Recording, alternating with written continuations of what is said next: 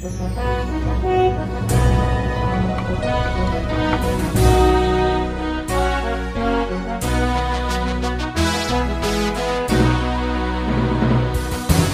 bagi saudara sekalian. Marilah kita siapkan hati dan pikiran kita untuk mendengarkan firman Tuhan. Kita berdoa. Damai sejahtera Allah yang melampaui segala akal, itulah yang memelihara hati dan pikiranmu di dalam Kristus Yesus Tuhan kita. Amin.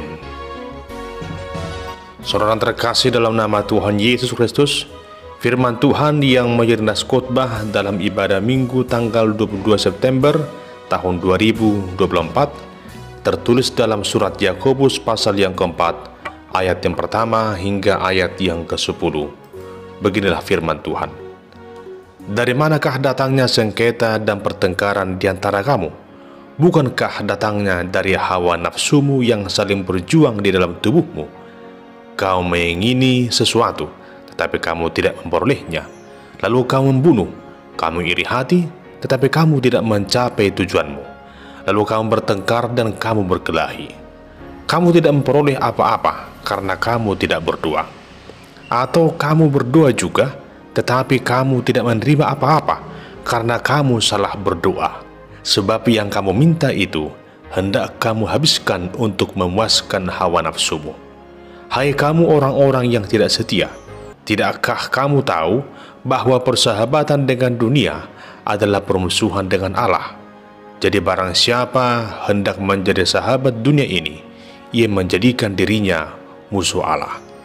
Janganlah kamu menyangka bahwa kitab suci tanpa alasan berkata, roh yang ditempatkan Allah di dalam diri kita, diingininya dengan cemburu. Tetapi kasih karunia yang dianugerahkannya kepada kita lebih besar daripada itu.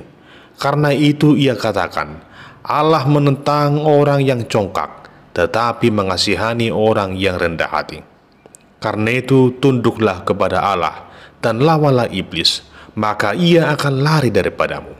Mendekatlah kepada Allah, dan dia akan mendekat kepadamu. Tahirkanlah tanganmu, hai kamu orang-orang berdosa, dan sucikanlah hatimu, hai kamu yang mendua hati. Sadarilah kemalanganmu, berduka cita dan merataplah. Hendaklah tertawamu kamu ganti dengan ratap dan sukacitamu dengan duka cita. Rendahkanlah dirimu di hadapan Tuhan, dan Dia akan meninggikan kamu. Demikian pembacaan firman Tuhan. Saudara terkasih, mengawali khotbah ini ada sebuah ilustrasi tentang hilangnya kedamaian dalam sebuah persekutuan di gereja. Ada sebuah gereja di suatu daerah yang sudah mapan, punya jemaat yang banyak, dengan fasilitas yang memadai. Namun entah karena suatu persoalan yang sulit untuk dipecahkan, akhirnya mereka mengadakan rapat majelis jemaat untuk membahas solusi atas persoalan itu. Pada saat rapat yang tidak ada titik temunya, akhirnya seorang mengatakan demikian, kalau memang tidak ada lagi perubahan di gereja ini, mari kita pergi melapor ke kantor distrik. Lalu seseorang menyeletuk, lalu berkata, oke, kita pergi ke kantor distrik. Tapi bagaimana kalau kantor distrik menolak kedatangan kita? Lalu seorang yang lain langsung menjawab, ya udah, kita langsung saja pergi ke kantor pusat. Tak lama kemudian, seseorang langsung menyela, terus bagaimana kalau nanti kita juga ditolak oleh kantor pusat?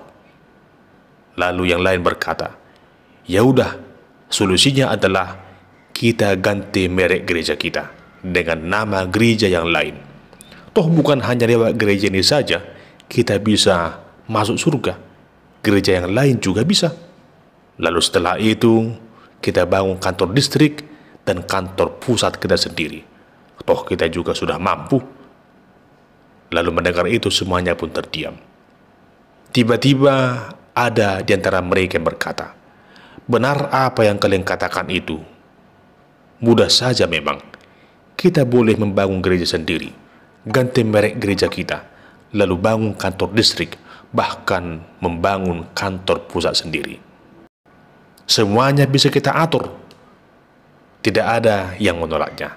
Tapi bagaimana kalau surga menolak kita? Mendengar itu semuanya terdiam merenunginya. Namun yang namanya sudah dipenuhi dengan rasa kesal dan emosi, salah seorang antara mereka kembali berkata, "Ya udah, kalau begitu kita bangun saja surga buat kita sendiri." Mendengar itu ada yang tertawa dan menjawabnya, "Tidak segampang yang kamu pikirkan. Enak aja bangun surga sendiri. Ya udah, lebih baik kita diskusikan dengan tenang. Cara solusi yang terbaik, cari damai supaya tidak menyesal." Saudara terkasih, begitu sering hal yang demikian terjadi di tengah-tengah gereja, di mana seharusnya gereja adalah tempat kita bersekutu dan memuji nama Tuhan. Namun dalam kenyataannya sering terjadi persoalan, sering terjadi perselisihan di antara sama pelayan dan juga warga jemaat. Akibat pelayanan dan persekutuan yang tidak kondusif, semuanya muncul dari perilaku egois yang tidak mau mengalah, yang tidak mau berdamai, dan tentunya juga yang tidak mau digembalakan ke arah yang benar. Itulah penyebab dari semua pertikaian di tengah-tengah gereja. Jemaat yang terkasih, demikian halnya yang disampaikan Yakobus lewat suratnya kepada setiap orang-orang Kristen Yahudi yang tersebar di berbagai wilayah di tengah dunia ini saat itu. Dengan memakai berbagai peribahasa, Yakobus memberikan pengajaran lewat suratnya ini, yaitu berupa sejumlah petunjuk dan nasihat yang praktis bagi orang-orang Kristen Yahudi mengenai kelakuan dan perbuatan mereka saat itu. Yakobus mengharapkan agar setiap persekutuan orang percaya berjalan dengan penuh damai, jauh dari perselisihan dan kebencian. Yakobus menekankan bahwa setiap orang percaya tidak cukup hanya menunjukkan iman percayanya lewat rutinitas di tengah-tengah peribadahan. Namun, setiap orang Kristen harus menunjukkan kualitas imannya lewat perbuatan sehari-hari. Yakobus 2:17 dengan jelas mengatakan, iman tanpa perbuatan pada hakikatnya adalah mati. Saudara terkasih, dalam pasal sebelumnya, Yakobus telah menasihatkan bahwa iri hati antara yang satu terhadap yang lain adalah sumber dari sengketa dan pertengkaran. Lalu dalam nas khotbah saat ini berbicara tentang hawa nafsu terhadap hal-hal duniawi dan perilaku yang terlalu menghargai kesenangan duniawi dan persahabatan dengan dunia. Adapun hal itu menjadi sesuatu yang membawa perpecahan di tengah jemaat dan pastinya akan berdampak buruk dan sangat memalukan. Jemaat yang terkasih, Rasul Yakobus di sini menegur orang-orang Yahudi Kristen karena pertengkaran mereka dan karena hawa nafsu mereka sebagai penyebabnya. Yakobus dengan tegas menegur dan berkata, "Dari manakah datangnya sengketa dan pertengkaran di antara kamu? Bukankah datangnya dari hawa nafsumu yang saling berjuang di dalam tubuhmu?" Orang-orang Kristen Yahudi pada saat itu suka menghasut orang, dan karena itu seringkali menimbulkan pertikaian dengan orang-orang Romawi. Mereka suka sekali berselisih dan memecah belah, sering bertengkar di antara mereka sendiri. Namun sungguhnya apa yang mereka lakukan itu sudah tidak murni lagi untuk membela kebebasan hidup beragama, namun semata-mata untuk memenuhi keinginan mereka. Sebab dengan demikian mereka boleh melakukan apa saja, makan apa saja, dan berbuat apapun yang mereka inginkan. Oleh karena itu Rasul Yakobus memberitahu mereka bahwa penyebab dari sengketa dan pertengkaran mereka adalah hawa nafsu mereka yang merajalela. Semua yang mereka lakukan itu bersumber dari kesombongan, kebencian, ketamakan, ambisi, dan balas dendam. Saudara yang terkasih, sungguh miris mendengarkan situasi yang terjadi saat itu. Ternyata ada kebobrokan iman dan kebobrokan moral di tengah kehidupan orang Kristen saat itu. Sekalipun mereka menggunakan atribut sebagai orang percaya, namun kelakuannya tidak mencerminkan sebagai orang percaya. Ibarat barang, hanya casingnya, tampilan luarnya saja yang kelihatan bagus, namun kenyataannya tidaklah demikian. Hal ini ternyata bisa juga terjadi dalam kehidupan bergereja saat ini. Tidak heran jika kita melihat ada begitu banyak orang percaya, orang-orang yang rajin beribadah, yang terdaftar dalam satu gereja, namun sering bertengkar dan masih melakukan hal yang tidak benar, mengerjakan pekerjaan-pekerjaan yang jahat, berprofesi dengan beragam profesi yang tidak benar, ibarat bunglon yang dapat berubah warna. Demikian kira-kira karakter manusia yang hidupnya penuh dengan kemunafikan, penuh dengan kepura-puraan. Banyak sekali orang yang menggunakan dalil memperjuangkan agama, memperjuangkan kebenaran, namun sesungguhnya ada ambisi di dalam dirinya untuk sesuatu yang ia inginkan. Tentunya ini adalah salah satu senjata iblis yang paling dahsyat dengan memperalat orang percaya untuk saling menghina, saling membenci, dan bermusuhan antara yang satu dengan yang lain, dan tidak mau digembalakan oleh para pelayan di tengah-tengah gereja itu. Bagi sebagian orang, sudah ada yang menganggap bahwa gereja sebagai wadah organisasi semata, hanya sebatas bangunan yang megah, sehingga sisi rohani gereja itu menjadi pudar, seolah gereja bukan lagi milik Kristus, namun menjadi milik pribadi, milik kelompok, milik perseorangan.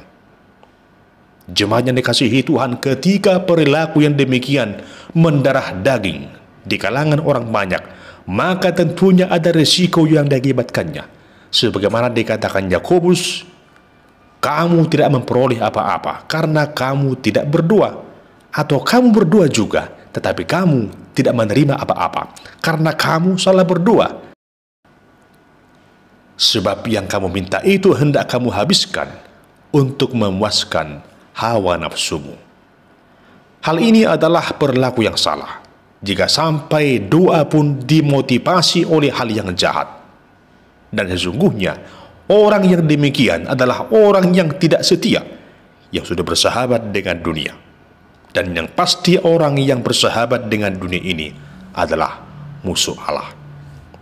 Jemaat yang terkasih, Yakobus dengan tegas mengatakan agar setiap orang percaya menguasai dirinya, menjaga kekudusannya, bahkan menghargai roh dan segala karunia yang Tuhan berikan dalam kehidupannya. Tuhan tidak asal menempatkan rohnya di dalam diri kita. Karena itu hiduplah dalam tuntunan roh Allah. Jauhilah kesombongan, jauhi kecongkakan, jauhi iri hati dan kebencian. Sebab kebencian pada hakikatnya sama halnya dengan pembunuhan. Yakobus mengingatkan bahwa Allah menentang orang yang congkak, tetapi mengasihani orang yang rendah hati. Saudara terkasih, lewat naskotbah ini ada beberapa hal yang perlu kita lakukan. Yang pertama, tunduklah kepada Allah dan lawanlah iblis, maka ia akan lari daripadamu. Kata tunduk di sini merujuk pada suatu pengertian benar-benar taat hanya kepada Allah. Tunduk atas kehendak Allah, tunduk kepada perintah Allah, tunduk atas pemeliharaan Tuhan. Itulah yang harus kita lakukan. Jangan biarkan iblis menyesatkan hati dan pikiran kita. Tapi lawanlah iblis, maka ia akan lari daripadamu. Kita diajarkan bagaimana harus berlaku terhadap Allah untuk tunduk kepadanya dengan sungguh-sungguh, dengan ketulusan hati. Yang kedua, mendekatlah kepada Allah. Hal ini menuntun kita dalam satu sikap hidup yang sungguh-sungguh mau mendekat kepada Allah, baik lewat ibadah dan kesungguhan dalam perbuatan. Jika kita mendekat kepada Allah, maka segala hal yang jahat harus menjauh dari kita. Orang yang mendekat kepada Allah, hidupnya akan selalu dituntun oleh Allah. Yang ketiga, tahirkanlah tanganmu. Artinya segala yang kita berbuat haruslah hal yang kudus dan suci. tahirkanlah tanganmu, bersihkanlah tanganmu dari segala tindakan kecemaran, perbuatan yang tidak benar. Hiduplah dalam iman, pertobatan, pembaharuan budi. Dengan demikian maka kita tidak akan sia-sia mendekatkan diri kepada Allah. Yang keempat, sucikanlah hatimu. Jemaat yang terkasih, Amsal 4 ayat 23 mengatakan, jagalah hatimu dengan segala kewaspadaan, karena dari situlah terpancar kehidupan. Artinya hati ini adalah salah satu pusat kehidupan. Maka dengan demikian hati ini harus dijaga. Yakobus mengatakan, sucikanlah hatimu. Menyucikan hati berarti tulus dan bertindak berdasarkan tujuan dan pegangan yang satu ini, yaitu lebih ingin menyenangkan Allah daripada menginginkan dunia ini. Mari sucikan hati kita, agar segala pikiran dan juga perbuatan menjadi kudus di hadapan Tuhan. Yang kelima, sadarilah kemalanganmu, berduka cita dan merataplah. Artinya, setiap orang percaya hendaklah sungguh-sungguh ikut Yesus, mau menderita, mau mengorbankan segalanya bagi Yesus. Yakobus menjelaskan agar setiap orang percaya menyingkirkan hal yang tidak berguna, menyingkirkan canda tawa yang sia-sia. Sebaliknya, fokus untuk hidup dalam kesalehan dan pertobatan. Itulah maksudnya perkataan berduka cita dan meratap, agar kita fokus dalam kesalehan dan pertobatan yang sejati.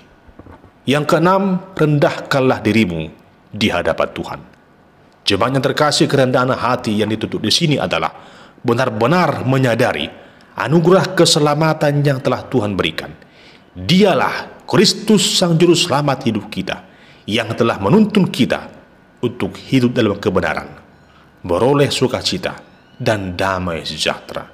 Tuhan menghendaki agar kita hidup dalam kebaikan, dalam kebenaran, tidak angkuh, tidak congkak, namun jadilah sebagai orang Kristen yang murah hati, yang rendah hati, yang penuh dengan kasih setia yang telah Tuhan berikan dalam hidup.